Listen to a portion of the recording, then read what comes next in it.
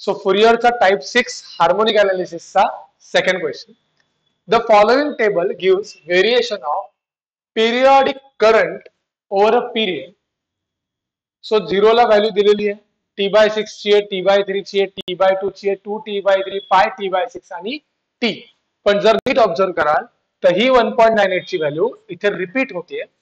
So हा वाला part consider करायचा नाही फॉर टेबल. सगळे पार्ट कन्सिडर करायचे पण हा वाला पार्ट कन्सिडर करायचा नाही. कळलं नक्की? पण हा पार्ट तुम्हाला फक्त आणि फक्त यूज करायचा आहे रेंज काढायला. आपली रेंज आहे 0 to 2L. इथे पाय किंवा अँगल दिसत नाहीये. अँगल दिसला असता तर 0 to 2π ला कम्पेअर केला असता, पण इथे दिसतंय आपल्याला नंबर्स, म्हणून मी कम्पेअर करतोय 0 to 2L ला 0 to T she, 0 to T she. Therefore 2L is equal to T. Therefore L is equal to T/2. L is equal to किती आला? T/2. सो आपल्या ह्या क्वेश्चन साठी L आलेले आहे T/2. काय फाइंड करायचंय? Show by practical analysis there is a direct current of 0.75 amperes. So periodic करंटच्या टेबलवरनं डायरेक्ट करंट म्हणजे काय? DC component. डायरेक्ट करंट म्हणजे काय? DC component. आणि डीसी कंपोनंटचा फॉर्म्युला असतो A0/2. डीसी कंपोनंटचा फॉर्म्युला असतो A0/2. And obtain amplitude of first harmonic. First हार्मोनिकचा एम्प्लिट्यूडचा फॉर्म्युला आहे amplitude is equal to √A1² plus B1². So for your information हा डेटा तुम्हाला माहिती पाहिजे, हे फॉर्म्युले तुम्हाला माहिती पाहिजे. कुठल्याही करंट असू दे, व्होल्टेज असू दे, त्याचा डीसी कंपोनंटचा फॉर्म्युला असतो A0/2 आणि एम्प्लिट्यूडचा फॉर्म्युला असतो √AN² प्लस BN². पण फर्स्ट हार्मोनिकचा एम्प्लिट्यूड विचारल्यामुळे मी A1 आणि B1 यूज केलेले आहेत. थोडक्यात आपल्याला काय फाइंड करायचंय? आपल्याला फाइंड करायचं आहे A0, AN आणि BN. सो A0 चा फॉर्म्युला आहे 2 इंटू मीन ऑफ Y/N. हा फॉर्म्युला A0 चा आहे. AN चा फॉर्म्युला आहे 2 इंटू मीन ऑफ, कोणाचा मीन आहे? 2 इंटू, हा 0 to 2π साठी यूज करणार आहे. 2 इंटू मीन कोणाचा? Y cos nπx/L. पण मला A1 काढायचा आहे, सो N ची व्हॅल्यू मी 1 पुट करणार, म्हणून summation Y cos πx/L. Y cos πx/L. L ची व्हॅल्यू किती आली आपली? T/2. L ची व्हॅल्यू किती आली आपली? T/2 upon N. आणि B1 साठी AN BN नाही काढायचे तर आपल्याला A1 आणि B1 काढायचे. So 2 into summation Y sin πx/T/2 upon N. So या गोष्टी आपल्याला फाइंड करायच्या आहेत. कोणाकोणाचे समेशन लागते? आपल्याला Y चं लागतंय, Y नी cos ला मल्टिप्लाय केल्याचं लागतंय आणि Y नी sin ला मल्टिप्लाय केल्याचं लागतंय. सो आपल्याला टेबलमध्ये X लागेल, Y लागेल, कंपल्सरी. तिसरं लागेल cos आणि चौथं लागेल sin. सो टेबल बनवून घेऊया आपण. हा आहे आपला T म्हणजेच X, हा आहे आपला I म्हणजेच Y. अजून काय लागतं आपल्याला? cos πx/T/2. आता मी हे जर नीट लिहून घेतलं तर cos, हे बघा, πx डिनॉमिनेटरचा डिनॉमिनेटर न्यूमरेटरला जातो, सो हा 2 वर जाईल, सो हा होईल 2πx/T. हा जो खालचा 2 आहे हा वर गेला, सेम इथला खालचा 2 किती गेला? वर गेला, सो हे काय उरलं? sin 2πx/T. सो हे टेबल बनवतोय मी.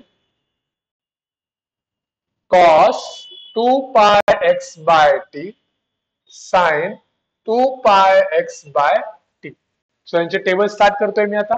सो इथे काय घेणार मी? इथे व्हॅल्यू कशी फाइंड करणार ते लिहून दाखवतो. cos 2π x किती घेणार? 0/T. So 0 into everything 0. cos 0 ची व्हॅल्यू असते 1. सेम जर मी 0 इथे पुट केला तर 0 इंटू एव्हरीथिंग 0. sin 0 ची व्हॅल्यू 0. सो स्टार्ट का असं केलं आणि एंड बघा 5t/6 पर्यंतच घेतलाय. जरी हे टेबल मध्ये दिलंय तरी हे तुम्हाला यूज करायचं नाहीये. जिथे व्हॅल्यू रिपीट होते ते यूज करायचं नाही टेबल मध्ये, नाही तर आन्सर चुकणार तुमचं. सेकंड, आता एक्स किती पुट करायचंय? t/6. इथे बघा कॉस 2 पाय, इथे काय लिहिणार मी? t/6/t. एक्स किती घेतला मी? t/6. सो t/6 घेतला, हा t कॅन्सल, कोण उरलं? कॉस 2π/6. कॅल्सी घ्या, रेडियन मोड मध्ये टाका कारण आतमध्ये पाय दिसतंय तुम्हाला. रेडियन मोड मध्ये टाकल्यावर लिहा कॉस 2π/6. जे काय उत्तर येईल ते इथे लिहिणार. सेम इथे काय करणार? साइन 2π/6. इकडे थर्ड कॉस 2π, थर्ड एक्स काय आपला? t/3/t. सो टी झाला कॅन्सल, कोण कोण उरलं? कॉस 2π/3 आणि इकडे साइन 2π/3. मग कॉस पुढे 2 येईल, मग 2π2. आता लास्ट बघा, हे दाखवतोय 2t/3 कसं करणार बघा. कॉस 2π, एक्स ला किती घेणार मी? 2t/3/t. टी झालं कॅन्सल. जे दिसतंय ते कॅल्सियम पुट करा ना. कॉस 2π इंटू 2/3 इक्वल टू दाबा, जे उत्तर ते लिहा. सेम साइन साठी करा. असे सगळं टेबल तुम्हाला प्रिपेअर करायचे. लास्ट वाला पण दाखवतोय. कॉस 2π, एक्स किती आहे? 5t/6/t. टी कॅन्सल झाला, काढा कॅल्सी मध्ये. कॉस 2π इंटू 5/6 सेम साइन साठी काढा. सो तुम्हाला तुमच्या व्हॅल्यूज मिळतील. व्हॅल्यूज मी लिहितोय.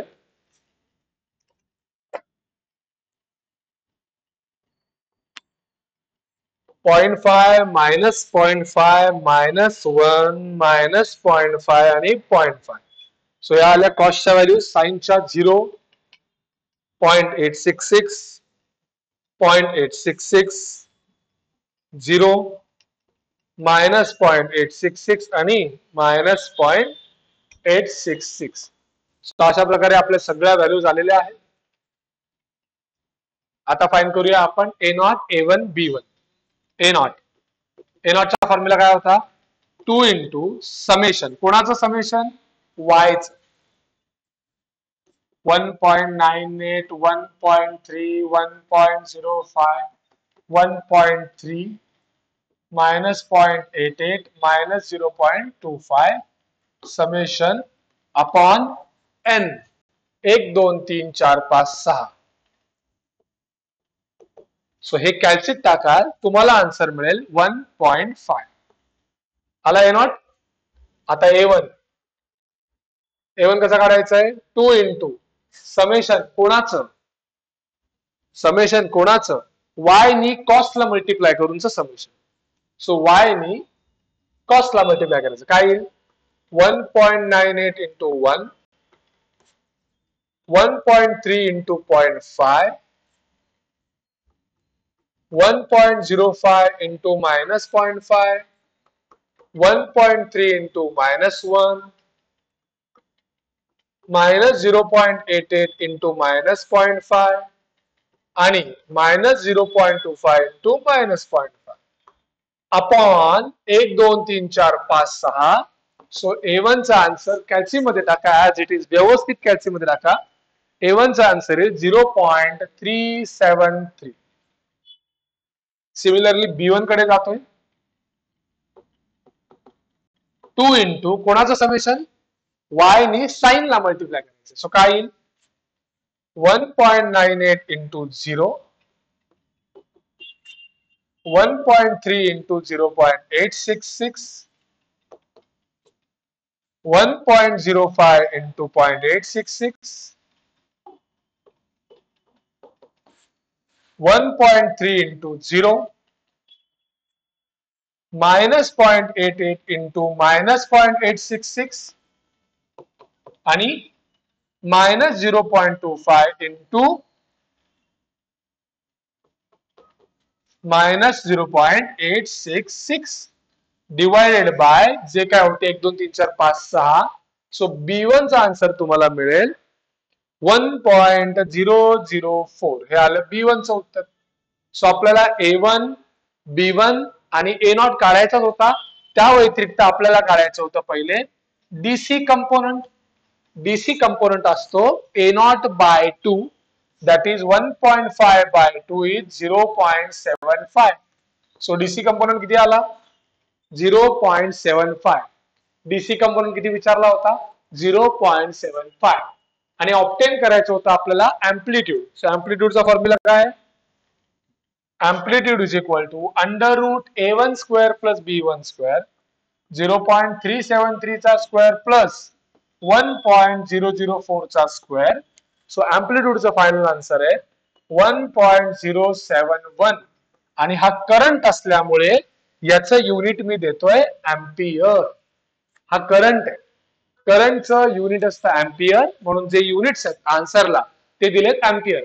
व्होल्टेज असेल तर व्होल्ट्स द्या, पॉवर असेल तर वॅट द्या, सो ऑन. सो अशा प्रकारे हा दणकट क्वेश्चन सॉल्व्ह करायचा आहे. टेबल तर तेच आहे, टेबलच्या गोष्टी काही बदलल्या नाहीत. तुम्हाला टेबल कसलं बनवायचं हे कळलं पाहिजे. या क्वेश्चन मध्ये एक्सटेंडेड पार्ट होता कंपोनंटचा आणि एम्प्लिट्यूडचा, तेवढा फक्त चेंज झालेला. थँक्यू.